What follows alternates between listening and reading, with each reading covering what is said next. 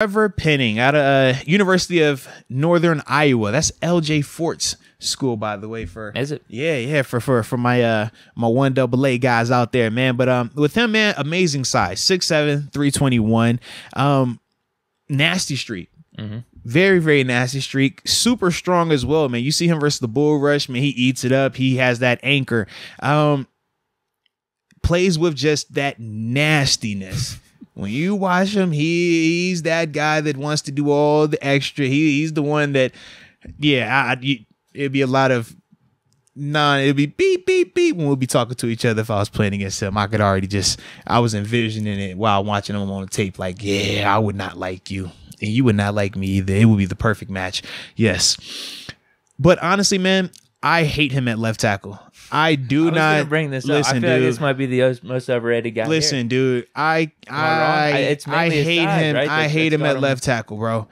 I think he is a guard.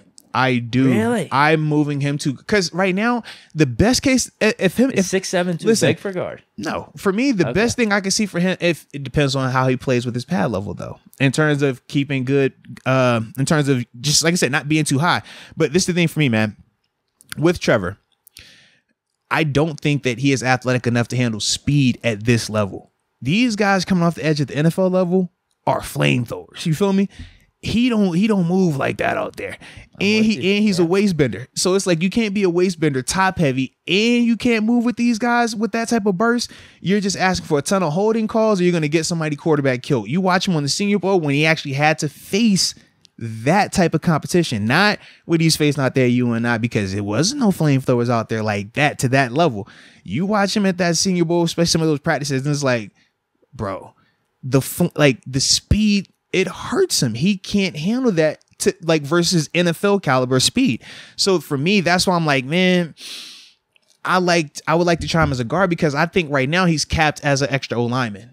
Like, I don't feel like you can put him out there as a tackle realistically and expect to win. Could he get you out of a game, maybe in a bind? Sure, but where am I picking him at then if that's the case? Because they got him first. Yeah, that's what I'm saying. Early second, right? So I'm like, if you're going to talk about him to that extent, but I also think about Elijah Vera Tucker from USC a year ago.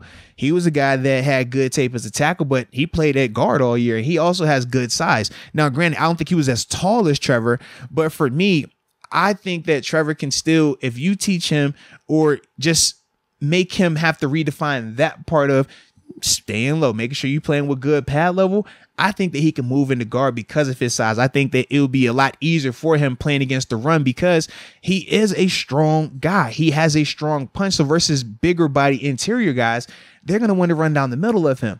That's his strength. As an edge rusher, I don't want to run down the middle of him, but I don't need to. I'm going to use my speed and make him come and get me. And that's what he can't do. Like, imagine him trying to bend with the T. Imagine, not even TJ Watt, Alex Highsmith. He's not bending with that. You know what I mean? So if I put him at guard, though, I do feel like I said, man, in terms of guys trying to run down the center of him, he's going to be able to handle that with his punch.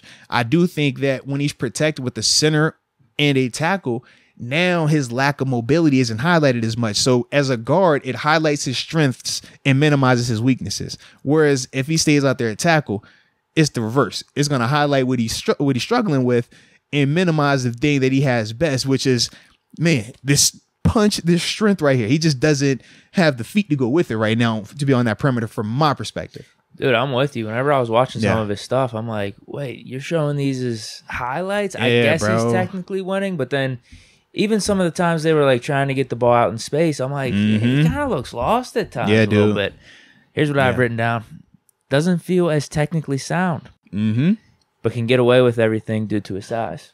100% it. Yeah, when he was playing, how I felt. And the size helped him because he was playing at UNI, which is a smaller level school, right? It's not even to the extent of like where JMU was playing, where you're still facing a lot of athletes, a lot of speed. Out there was a lot more bigger body stuff. You know what I mean? They want to do the whole, hey, I'm going to hit you hard and we're just going to push each other back and back. JMU trying to speed you out, space you out. In the NFL, it's speed, it's space. You're not going to get any of this, oh, let's just bang our heads against each other for 4 quarters and hope for the best. It's like, nah, let me see if you can come out here and swim in the deep end of the pool. And for me, I just don't think he can, man. Not at this level. Like, so why do people have him high? It's just because of the size. I think the size is undeniable. The size is undeniable. And when you watch his tape versus his level of competition, he looks good on tape, right? Some of those games he looks good. But the difference is when you watch him versus NFL caliber tape. And that's what you see at the Senior Bowl. And that's why for me, I was watching both because I'm like, he's not facing these type of rushers at UNI.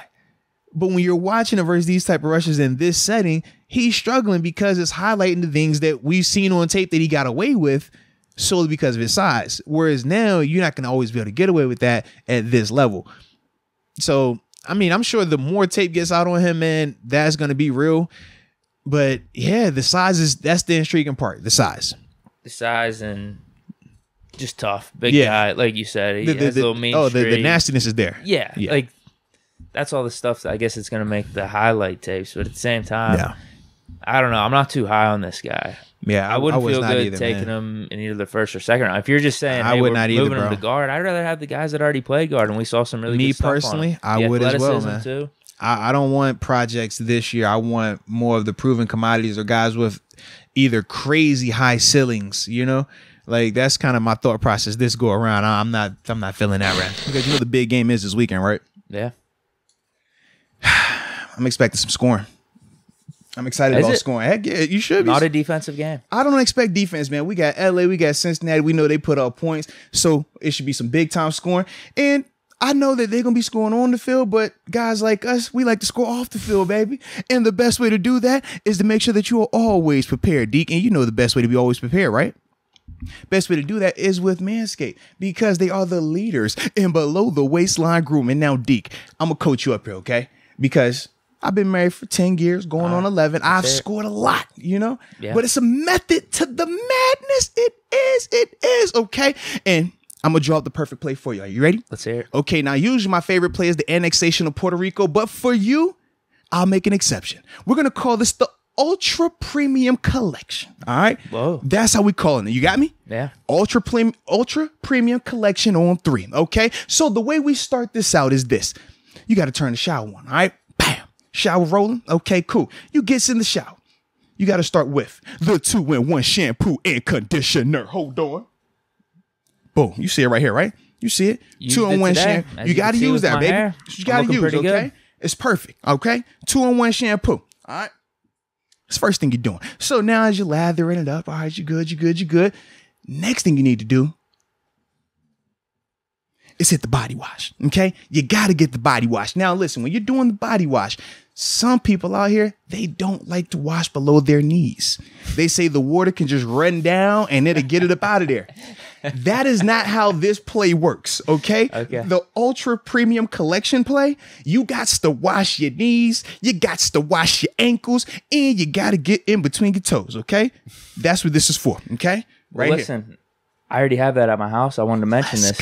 Give Manscaped some props here. I wear that. I hit the scene on one of these weekend nights. The shorties are complimenting me left and right. Let's go. That has to be part of the playbook. Let's go. Now, next thing you got to do, you rinse it all off, right? Now you get out, dry yourself off, okay? But now you got to hit the deodorant. Oh, my goodness. Yes. Oh, yeah. Couple stripes of that. How you smelling fresh? I don't have that part of my playbook just yet. Come on now. It should be a good addition. It's like running the jet sweep in Canada's office. Listen, if you don't have the jet sweep, man, what are we doing, right? But more importantly, this is the last essential thing that you have to have. It's the Manscaped lip balm, baby. This just dropped. Come on now. You can't score with chapped lips. Winter. Listen, I've tried to score with my wife with chapped lips. It's like, baby. I love you, but not that much. Lip balm right here changed the game. That's all I'm saying. We put up 50 the other day. Okay.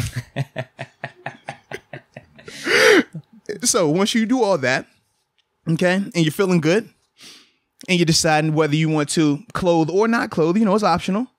The last thing that I always, recommend if you trying to add that finishing touch, look, cherry on top, might I say? Oh, yeah.